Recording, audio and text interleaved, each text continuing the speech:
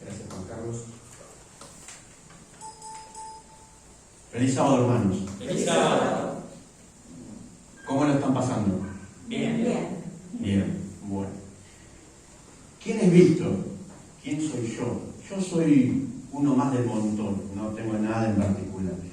Soy una persona que conoció a Cristo allá por los 90, así que vayan sacando los cálculos. Fui miembro de la iglesia de Varela Centro, ahí me bauticé. En esa época estaba el pastor Magliarella, y después, como a los 5 años de estar ahí, me trasladé para acá, para la iglesia de Villa Mónica. Fui miembro de esta iglesia de Villa Mónica en la época del pastor Mamana, y después, por cuestiones de la vida, porque son esas cuestiones de la vida, uno se termina casando, no sé por qué, pero uno se termina casando. Y las mujeres en algunos varones tienen un efecto que hizo que yo me mude y empezamos a asistir a la iglesia de Pasco. Fuimos a vivir a la zona de Lanús. Después de ahí el Señor nos fue llevando por diferentes caminos. De la iglesia de Pasco pasamos a la iglesia del Monte Chingolo. Después de la iglesia del Monte Chingolo fuimos a la iglesia de Villa Mitre, en Berazategui. Después de la iglesia de Villa Mitre fuimos miembros de la iglesia de Espeleta. Luego pasamos a la iglesia de Villa Angélica, y ahí estamos siendo miembros hoy por hoy.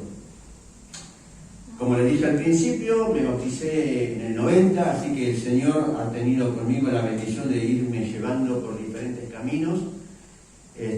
Conocí varias iglesias, fui miembro de varias iglesias, y eso ha llevado en mí algo que en esta mañana quiero compartir con ustedes, ¿sí? Cuando Juanca me dijo para que esté con ustedes en esta mañana, me sentí muy contento por un lado y con mucha responsabilidad. Porque, hermanos, estar acá delante es algo sagrado. Esta es la presencia de Dios, esta es la casa de papá, esta es la casa de Dios. Y si ustedes saben, y para aquellos que por ahí son un poquito más nuevitos, esta es la parte del atrio. Del atrio para allá es la parte sagrada, y la del atrio para acá es la parte santísima, mucho más sagrada. Y el hecho de estar presente en este momento, y después de un año de las cuestiones que ya sabemos a nivel mundial que pasan con esto del COVID, donde las iglesias estuvieron cerradas o están cerradas todavía, pedirle a un predicador que no predique es difícil. Pedirle a un predicador que no predique es difícil. Pero el Señor así lo quiso a nivel mundial, que estemos encerrados, por así decirlo, en nuestros hogares. Y entonces, cuando se me presenta esta oportunidad, digo, bueno, estoy empezando a recordar mis primeros pasos en lo que es la predicación del Evangelio, porque me empiezan a temblar las manos, me empiezan a temblar los pies. Siempre me tiemblan, y eso es bueno, porque uno no pierde esa relación con Cristo. El día que tú, como predicador, dejes de temblar es porque te estás haciendo autosuficiente. ¿Se entendió? El día que tú, como predicador, no tengas miedo es porque estás siendo autosuficiente. Y no quiera Dios que eso suceda contigo, ni conmigo. Y entonces dije, bueno, a ver, como predicador, ¿qué cosa, Señor, dime que puedo dejarle a un pueblo que no sea solamente un sermón, que no sea algo que escuchan 40 minutos, media hora, y que después a la semana o al mes, cuando ellos quieran decir, Víctor estuvo ahí, ¿de qué predico? Entonces me pareció interesante volcar un poquito de lo que he aprendido a través de estos años, que si es bien aplicado, les va a quedar registrado en su mente para toda la vida.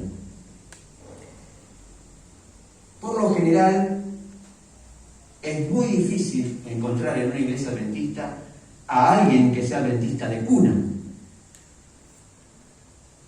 Pero situación obliga por el tema de esta mañana. ¿Hay algún adventista de cuna acá? Bien, hay 3. Y los demás seguramente venimos de otra denominación, de otra religión. ¿Cuántos de los aquí presentes, y mantengan las manos levantadas, vienen de la religión católica, apostólica romana? Bien, manténganlas, no las bajen. ¿Cuántos vienen entonces de los que son de cuna? Y manténganla levantada la mano. Bien, ahora bájenlas. ¿Y cuántos vienen de una religión evangélica? Levanten la mano. Ajá. ¿Y cuántos han charlado de religión con personas evangélicas? Llámese pentecostal, bautista, testigo de Jehová, mormón. ¿Alguno de ustedes ha podido charlar con personas así? Bien, bien, bien. En lo personal, me ha pasado que encuentro personas de otras denominaciones y entonces por ahí charla va, charla viene, encuentro que en esas otras denominaciones tienen profetas de Dios también. ¿Les ha pasado a ustedes? Si hablamos de los católicos, ¿qué profeta tienen ellos? Nostradamus. Si hablamos de los mormones, tienen a un tal Smith, José Smith. Si hablamos de los testigos de Jehová, también. Si hablamos de cualquier otra denominación. Y entonces, la pregunta que por ahí podríamos decir es, ¿y cómo identificar a la verdadera iglesia? Y entonces alguno va a decir, porque guardamos el sábado. Pero los judíos también guardan el sábado. Podríamos decir, porque guardan los mandamientos de Dios. Los testigos de Jehová también guardan los mandamientos de Dios.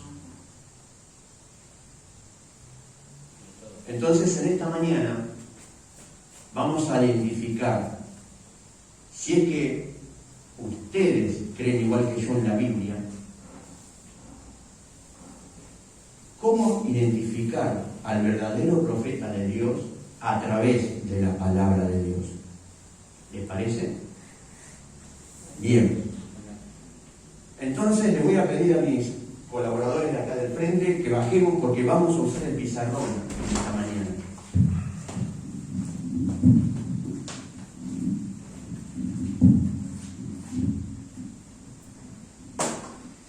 Como les dije, hermanos, a lo largo de estos años en el camino del Señor, he tenido charlas profundas con testigos de Jehová y con mormones. Y gracias a Dios, y no es para agrandarme, sino para contarles un milagro de Dios en mi vida, por bendiciones del Señor, 6 testigos de Jehová a lo largo de toda esta trayectoria que tengo adentro de los pies o de la iglesia bendita, han ido a los bautismos de Jesús, a los pies de Jesús. Y 2 mormones también. Entonces, cuando se me cruzan personas así, que uno hace el primer contacto, y en una charla amena, el tema, yo en lo personal, antes de llevarlos a la fe de Jesús, ¿saben lo que es la fe de Jesús? Las hojitas de las que leen bien. Entonces hago un contacto. ¿Se entiende el juego de palabras, no? Un contacto. Y entonces, bien, hermano, me alegro que usted sea cristiano. Y usted está, ¿en qué iglesia me dijo que estaba? Pentecostal. Qué bueno. Yo sé que ustedes los pentecostales tienen muchos profetas. Sí, en mi iglesia tenemos 3, 4. Porque bien que los pentecostales tienen muchos profetas en su denominación. ¿Alguno charló con pentecostales o evangélicos? Bien. Entonces le digo, y hermano, usted como buen pentecostal, usted como buen cristiano, ¿cree en la palabra de Dios? ¿La respuesta cuál es? ¿Sabe que yo también? Y ya que tenemos un punto en común, el punto neutro, la Biblia, ¿Usted podría decirme, cómo sabe usted, por usted misma, a ciencia cierta, hermana, cómo sabe usted que esa persona que en su iglesia dice que ¿será que lo es? Porque convengamos que cualquiera puede decir que es profeta. ¿Se acuerda en la época de Elías? Cuando Elías tuvo que luchar él solito, frente a 800 y chirola de profetas, porque algunos 400 eran de Baal, pero habían otros que no eran de Baal, pero eran falsos profetas también. ¿Le interesaría que charlemos? Yo calculo que unos 20 minutos, depende, por ahí si usted sabe bastante de Biblia, como buen cristiano que es, capaz que estamos 40 minutos, no sé, pero ¿le parece que charlemos con Biblia en mano? ¿Cómo identificar al verdadero profeta? ¿Y ustedes que son adventistas? ¿Qué les parece? ¿Les gustaría que charlemos para identificar cuál es el verdadero profeta de Dios? ¿Cómo se identifica en la Biblia el verdadero profeta de Dios? ¿Les gustaría, hermanos? Cambio de tema, si no, porque no lo veo muy convencido. Si quieren cambio de tema, yo tengo varios temas. Podemos estudiar el don de lengua si les interesa. ¿Cuál quieren? ¿El don de lengua o el de los profetas? ¿El de los profetas quieren? Levanten la mano a los que quieren los profetas, a ver. Bueno, listo. Entonces, teniendo esto, hermano, este punto en común que dijimos que iba a ser la Biblia, empecemos entonces a abrir nuestras Biblias en uno de los libros interesantes. ¿Saben, hermanos, que en la Biblia hubo dos grandes profetas? ¿Cuáles fueron? A ver si se acuerdan. ¿Cuáles fueron? Los dos grandes profetas que hubo en la Biblia. Sí, pero hubo uno más importante, más que está relacionado con los 2300 años. Daniel. Un gran profeta del Antiguo Testamento fue Daniel. Y hay otro libro llamado Apocalipsis en el Nuevo Testamento, que fue escrito por ¿quién? Juan. Bien, entonces tenemos dos grandes profetas en la Biblia. Uno es Daniel y el otro es Juan. ¿Estamos de acuerdo con eso? Bien. Entonces vamos a abrir en el libro de Daniel, en el Antiguo Testamento. Daniel capítulo 8. Tenemos tiza por acá. Daniel. Entonces vamos a estudiar las características físicas del verdadero profeta Daniel, en este caso, y vamos a leer nuestras Biblias en el libro de Daniel capítulo 8, versículo 17 y 18. ¿Algún voluntario que lo pueda leer? A ver, Daniel capítulo 8. Sí, hermana, ¿lo tiene? Léalo, por favor. Entonces se acercó a mí y con su venida me asombré y caí sobre mi rostro, pero él me dijo: Hijo de Adán, entiende que la visión es para el tiempo del fin. Mientras él hablaba conmigo, caí dormido en tierra sobre mi rostro, pero él me tocó y me puso en pie. Bien. ¿Qué encontramos? ¿Qué le pasa acá a Daniel? Se desmayó. ¿Qué más?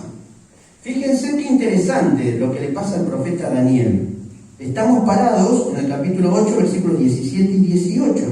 Vean.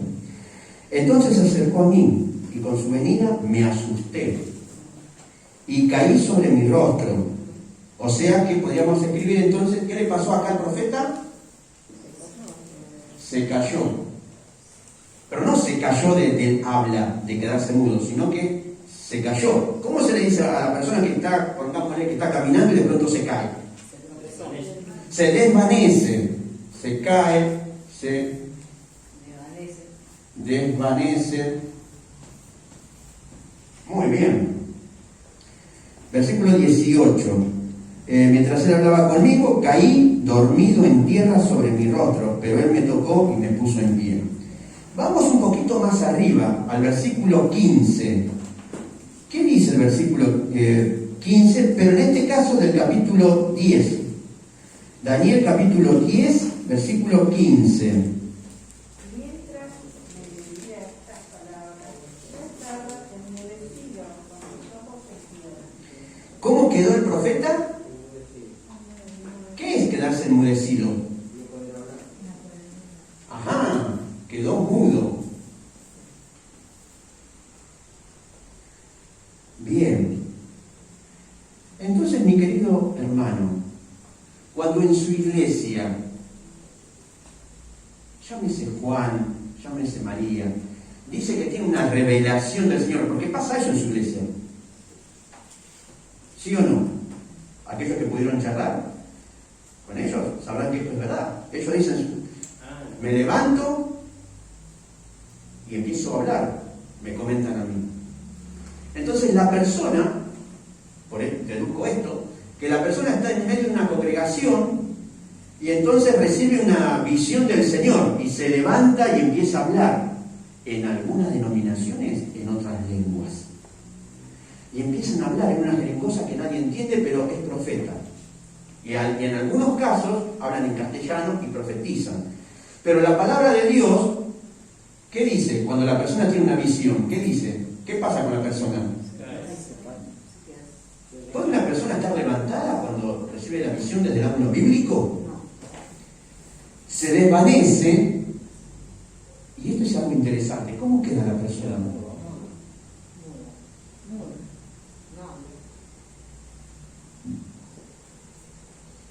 Sigamos avanzando.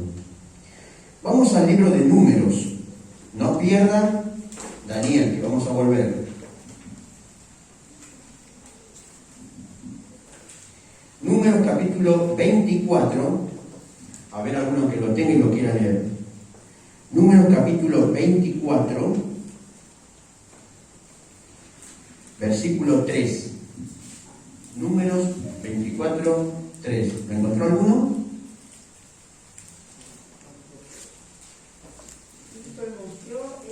Esta profecía, dijo Baal, hijo de Beor, dijo el varón de los ojos abiertos. ¿El varón de qué era conocido? ¿Y por qué el varón de los ojos abiertos? Porque seguramente se desvaneció, y ustedes saben que cuando una persona se desvanece queda así como estaba. ¿Qué más? El versículo del mismo capítulo, número 24, el versículo 15. Número 24, 15. Entonces Balaam pronunció esta profecía. Dijo Balaam, hijo de Beor, dijo el varón, los ojos abiertos. Balaam no era cualquier persona. Según registra acá este versículo, Balaam era profeta. Y al profeta, ¿cómo lo conocían? Como el varón de ojos abiertos. El varón de ojos abiertos, pero mudo, pero desvanecido, pero caído, físicamente hablando. Ahora bien, vayamos a Génesis capítulo 15.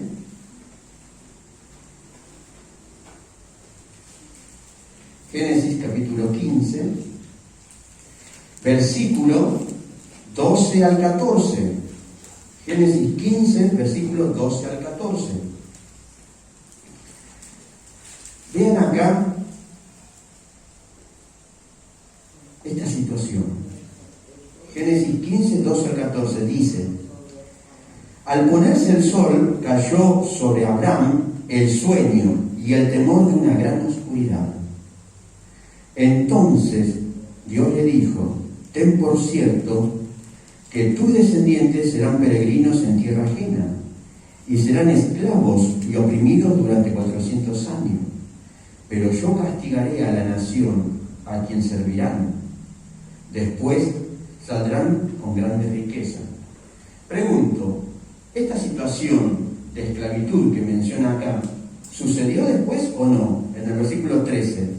Ten por cierto que tus descendientes serán peregrinos en tierra ajena, y serán esclavos y oprimidos durante 400 años. ¿Sucedió o no sucedió? Entonces acá Abraham, que no era conocido ni es conocido como un profeta, profetizó. ¿Sí o no? ¿Sí o no? Sí, profetizó. Porque el pueblo de Dios fue esclavo. Pero fíjense lo interesante de esta profecía. El versículo 12, al ponerse el sol, ¿qué le pasó a Abraham? Cayó, dice el texto bíblico. Cayó el sueño. Y dice el temor de una gran oscuridad. Y esa gran oscuridad que él tuvo, no es la oscuridad de la noche, porque arranca el versículo diciendo que era de tarde, al ponerse el sol. Pregunto, cuando el sol se pone, ¿hay una gran oscuridad? No. ¿De dónde viene esta gran oscuridad que él siente? Justamente de esto, porque se desvanece, porque se cae. Y él no quiere ver y no puede, y entonces hay una gran oscuridad acá. Esto nos está indicando dos cosas. La veracidad de la Biblia, porque uno está en el Génesis y el otro está en el libro de Daniel.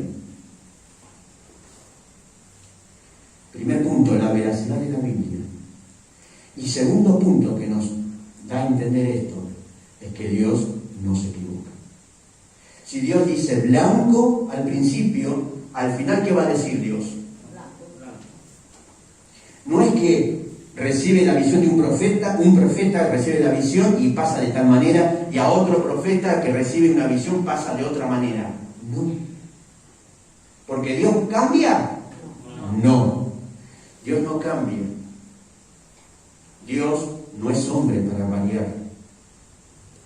Y entonces con Abraham se manifestó de tal manera, y con Daniel también. Le pregunto, mi querido amigo, mi querido hermano, a diferencia de que tenemos diferentes creencias, en su iglesia, cuando el profeta tiene visiones, ¿pasa esto? Y mire, hermano, que no se lo estoy diciendo yo. Yo soy simplemente el instrumento del Señor que le está mostrando a usted en su Biblia lo que Dios dice. Porque recordemos que hemos empezado esta charla con un punto en común para los dos, que es la Biblia, que es su Biblia también. Ahora bien, volvamos a Daniel capítulo 10. Vamos un poquito más arriba. Volvemos al libro de Daniel.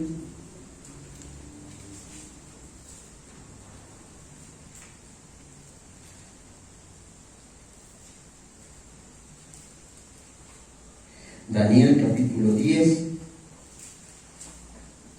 versículo 8 y 9. A ver, un voluntario o voluntaria. Quedé puesto solo y vi esta gran misión. Quedé sin fuerza y desfallecí, sin retener vigor alguno.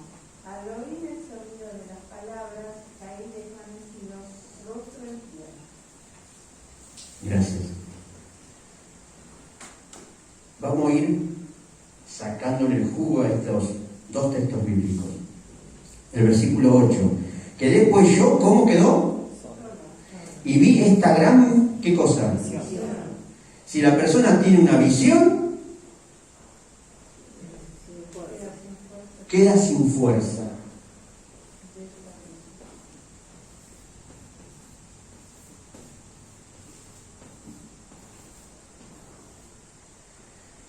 Queda sin fuerza. Sigue diciendo el texto. Y desfallecí sin retener vigor alguno. Al oír el sonido de sus palabras caí desvanecido. Se desvanece. Algo que habíamos colocado ya. Con el rostro en tierra. Podríamos decir entonces que si una persona se cae, queda desvanecida, queda muda, queda sin fuerza, podríamos decir que la persona está consciente o inconsciente. Inconsciente.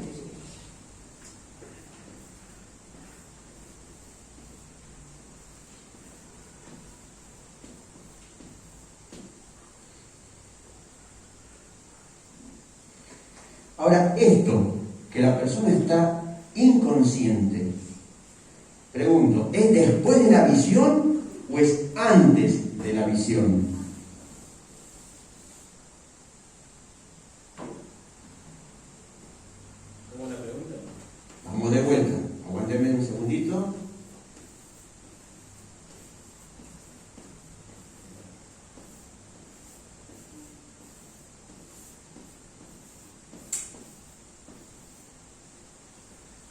la persona queda inconsciente, desvanecida, muda, sin fuerza, antes, durante o después de la visión? Durante. ¿Están de acuerdo en eso? Para mí antes. Para él antes. ¿Por qué antes? Porque no tiene la visión primero. Él cae, desvanece y ahí tiene la visión. Ah, buen punto, interesante. Muy bien. El principio de la visión, podríamos decir, es ese. Pero fíjense en el versículo, volvamos al versículo 8. Y prestemos atención. Quedé pues yo solo y vi esta gran visión. Quedé sin fuerza y desfallecí sin retener vigor alguno. Es decir, que la persona se desvanece y mientras está desvanecida, en el transcurso de ese periodo de tiempo que está desvanecida, que dice el hermano, ahí está lo que planteamos nosotros. Le pasa esto. El verdadero profeta de Dios, no lo dice el hermano Víctor, lo dice la Biblia, le pasa esto. Le pregunto, hermano, y respóndame con una sinceridad propia de un cristiano. En su iglesia, ¿tienen verdaderos profetas ante la palabra de Dios? En nuestra iglesia. En la Biblia sí. ¿En nuestra iglesia tenemos profetas así? Bien. Y entonces, abriendo paréntesis, para que no se confundan porque yo estoy viniendo, abriendo paréntesis, por lo general el hermano de otra denominación le va a decir, no, la verdad que no. ¿Sabe, hermano, que yo me alegro por la denominación de ustedes? Porque ustedes tienen muchos profetas. Porque sabe que en mi iglesia, la Iglesia Adventista del Séptimo Día, tenemos una sola profeta, y del 1800. Eso sí, hermano, es de pura calidad. Es de pura calidad. Porque después de Elena de Guay, cierro el paréntesis, y acá para todos, porque después de Elena de Guay, hermanos, en la década del 90, muchas personas dijeron ser profetas. Entonces, la institución adventista, a través de sus dirigentes, les tomó examen. Aparte de esos exámenes que ya sabemos si creen en Dios, el Padre, el Hijo, el Espíritu Santo, si guardan los 10 mandamientos, el tema del sábado, si fuman, no fuman, si toman, no toman, si comen, y qué es lo que comen. Todas esas cuestiones que ya las sabemos a través de la fe de Jesús. Le dijeron, bueno, a ver,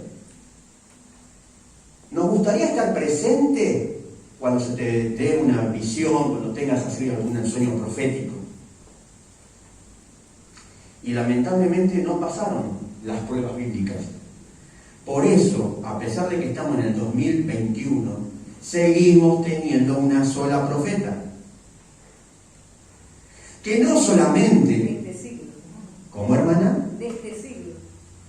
De este siglo. Claro. Que no solamente pasa las pruebas físicas como profeta, sino que ustedes saben, ¿quieren saber cómo hay que manejarse en la iglesia? Hay un libro sobre eso, el Espíritu de Profecía. Joya de los Testimonios, tomo 1, 2, 3. El discurso maestro de Jesucristo, Testimonio para los ministros. Y tantos otros libros. Y estamos hablando de una persona que no terminó la primaria. Y que después de la Biblia es la tercera, hasta donde tengo entendido, es la tercera más leída a nivel mundial. Después de la Biblia, la tercera a nivel mundial. Con mi información de hace unos 5 años atrás, no sé ahora, quizás sea la segunda o la cuarta, pero es una de las más leídas después de la Biblia. Una persona que terminó, es más, que ni siquiera terminó tercer grado. Ni siquiera terminó tercer grado. Consejos sobre el régimen alimenticio, consejos sobre la salud, el conflicto de los siglos, el discurso maestro de Jesucristo, patriarcas y profetas, profetas y reyes, el deseo de toda la gente y tantos otros libros. Hermoso libro ese también. Bien, Daniel capítulo 10 también, versículos 17 y 18. un poquitito más arriba, del mismo capítulo, Daniel capítulo 10, versículos 17 y 18. ¿Cómo pues pondrá el siervo de mi Señor a hablar contigo? Porque al instante me faltó la fuerza y me quedé sin aliento. Aquella semejanza de hombre me tocó otra vez, me fortaleció. Bien, gracias. Dice que se queda sin aliento. Tradúzcanme en esto. Personas sin aliento. A ver, sinónimo, aquellos que están en la escuela, primaria o secundaria. Sinónimo, palabras que significan, sí, digo bien, palabras que significan lo mismo a personas sin aliento. Podríamos decir una persona que no respira. Sin aire, sin respirar. Pregunto, hermano, en su denominación, ¿pasa esto? La persona cuando recibe una bendición no respira. ¿Se lo traduzco? Está muerta. Y entonces por ahí, ¿y qué? ¿En tu religión sí pasó? Sí. Ay, ¿cómo? Si la ciencia en ese momento no estaba tan avanzada como hoy en día. ¿Es verdad? Le voy a contar, hermano, por la confianza que nos tenemos, cómo es que en mi denominación hicieron para saber si esa persona respiraba o no. Bueno, la persona tenía una visión, esta Elena de Guay, tenía una visión, se desvanecía, caía en el piso, en algunas ocasiones con los ojos abiertos, desmayada, no respiraba. Entonces, vieron que por lo general las mujeres andan con algún espejito en las carteras. El hombre no tanto, pero las mujeres. Entonces buscaban un espejo y se lo ponían en la nariz. ¿Qué pasa si la persona respira? ¿Qué pasa con ese espejo? Y la persona no respiraba. Sí, lógico, aguantaba la respiración 2 o 3 minutos. No, hermano. Hubo visiones de 1 hora. ¿Cómo te quedó el ojo? Y no se murió. ¿Cómo es que estuvo 1 hora y no se murió? Bueno, 45 minutos. ¿Te gusta 45? Te lo hago más fácil, media hora. ¿Y cómo hizo una persona para estar más de media hora sin respirar? ¿Vos creés en este libro? ¿Ustedes creen en este libro? ¿Creen que todo un pueblo caminó a través de un río, de un mar seco? ¿Creen ustedes en que hubo plagas? ¿Creen ustedes en que Pedro caminó sobre el mar? ¿Y por qué no puede entonces una persona quedarse en aliento y con el poder del Señor volver a la vida? Es el único hecho que ocurrió donde hubo una persona muerta y volvió a la vida. ¿Qué caso recuerdan ustedes? ¿Cuántos días estuvo Lázaro muerto? ¿Se acuerdan cuando Jesús dice esta frase? Talita Kumi. A la niña. ¿Qué le había pasado a esa niña? Estaba llorando y estaba muerta. Bueno, así como le pasó a estas personas que están registradas en la palabra de Dios, Dios hace milagros hoy en día. Y con esta persona que yo les cuento, Elena, pasó esto. Y la iglesia adventista del 7º día no tuvo más remedio, porque no le quedaba otra opción de decir, es una profeta de Dios. Pero otros que se han levantado dijeron, no. Disculpame, todo bien, pero no. No has pasado las pruebas físicas del profeta de Dios.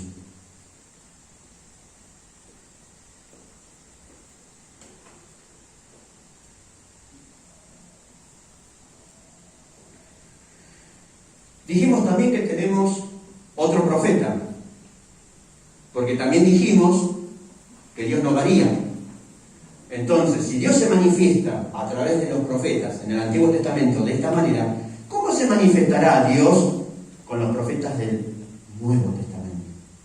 Y como dijimos al principio también, en el Nuevo Testamento tenemos el libro de Apocalipsis, como un libro tremendamente profético, del cual hay que entenderlo a la luz de Daniel, que no es este caso, porque solamente estamos viendo las pruebas físicas del verdadero profeta.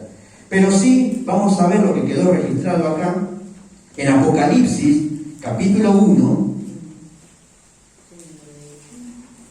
versículo 17. Apocalipsis 1, 17.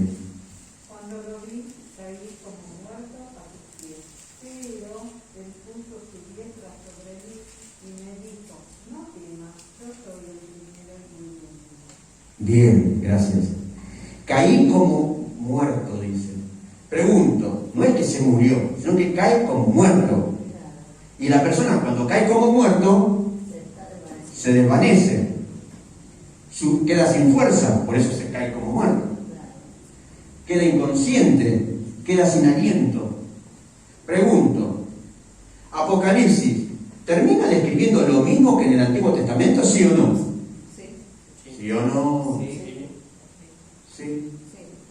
Y entonces, si en el Antiguo Testamento y en el Nuevo Testamento Dios se mantiene en su postura, ¿será que ahora, hoy en día, cambia su postura? No.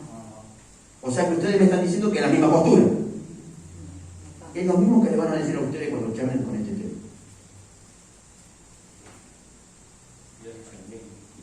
Dios es el mismo.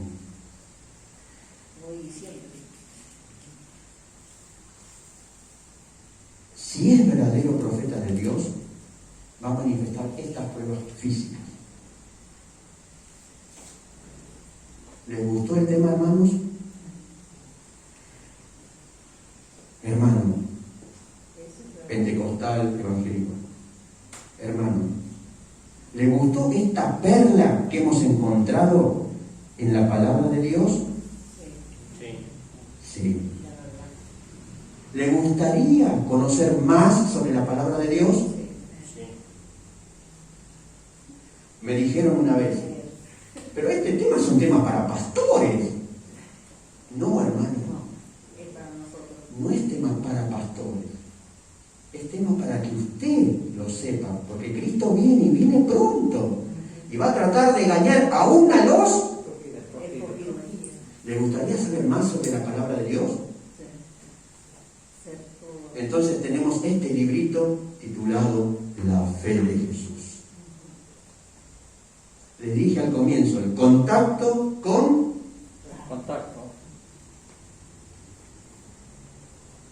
Otro tema similar, que lo pueden encarar algo parecido, con algunas modificaciones, es el tema del don de lenguas. Colosenses 2.16, que habla con respecto al sábado. ¿Sabían ustedes que en la antigüedad había más de un sábado? Sí. Cuando yo una vez charlé con un mormón, dice, ¿cómo más de un sábado? Sí. El sábado propiamente de la ley de Dios y el sábado ritual, ceremonial. ¿Qué significa sábado para ustedes? Día de descanso. Pregunto, ¿qué es un día domingo? ¿Se trabaja o no se trabaja los domingos? Bueno, algunos hay excepciones, pero por lo general, por almanaque, es un feriado, un día no laborable. El domingo no se trabaja. Recuerden que en la mentalidad judía no hay lunes, martes, miércoles, jueves. Hay 6 días trabajarás y 1 descansarás. Entonces ellos no le llaman domingo, feriado puente, ellos le llaman descanso.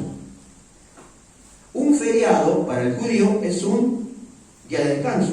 Y un sábado para el judío es un día de descanso. Y un fin de semana largo para un judío es sábado, sábado, sábado. Por eso, cuando ustedes van a la Biblia y encuentran en el Nuevo Testamento, en el libro de San Juan, encuentran una frase que dice, con respecto a Jesús, dice, y fue un sábado de gran solemnidad. Porque era doblemente sábado. Justo en esa fecha era un sábado ritual y era el sábado de la ley de Dios, doblemente sábado. Vieron que a veces uno tiene fecha de cumpleaños en X día. Y por ahí justo da que algunos nacen el 17 de agosto. Entonces el 17 de agosto, como yo nací, ¿qué es? Mi cumpleaños. Pero también el 17 de agosto es un feriado porque es la muerte de quién. Entonces está de regalo doble. ¿Vieron esa frase? Regalo doble. Bueno, eso es lo que pasa con los judíos. Cuando uno se mete en la mentalidad del judío. Un sábado de gran solemnidad, doblemente sábado. Feriado, feriado, feriado. Para ellos no existe esa palabra. Ellos eran reposo, reposo, reposo. Nosotros tenemos fin de semana largo. ¿Se entendió? ¿Quedó duda? ¿Les puede ayudar esto cuando prediquen el Evangelio con otras denominaciones? O a veces ni siquiera con otras denominaciones, con sus familiares. ¿Cómo es esto que, vení, vamos a charlar? ¿Te gustaría charlar a la luz de la palabra de Dios? Y que ellos busquen en su Biblia. Porque Dios les va a hablar a través de ustedes con la Biblia de ellos. ¿Y qué mejor que con la Biblia de ellos? Que el Señor Jesús me los bendiga, hermanos, y puedan crecer espiritualmente. Es mi mensaje y mi deseo en esta mañana. Amén.